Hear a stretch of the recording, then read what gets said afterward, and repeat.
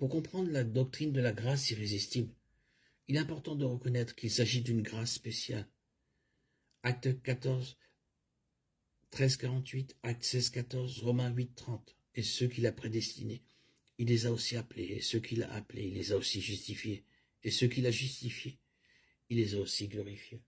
Dans 2 Corinthiens 4, 1, 6, après avoir expliqué pourquoi certaines personnes ne croient pas à l'évangile, il leur est voilé et leurs esprits ont été aveuglés à son égard.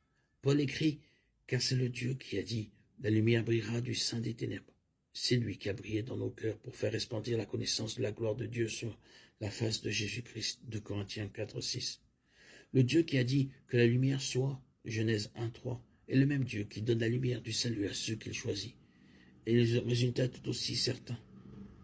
La même vérité est vue d'une manière différente dans Acte 13, 48. Il est dit que tous ceux qui étaient destinés à la vie éternelle crurent. Dieu sauve ceux qui choisissent de sauver. Par conséquent, sa grâce salvatrice est toujours efficace. Dans Acte 16, 14, nous avons un autre exemple de la grâce irrésistible de Dieu en action. Le Seigneur a ouvert le cœur de Lydie pour qu'elle réponde aux paroles de Paul.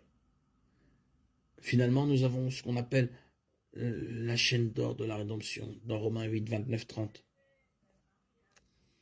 Car ceux qu'il a connus d'avance, il les a aussi prédestinés à être semblables à l'image de son Fils, afin que son Fils soit le premier-né entre plusieurs frères.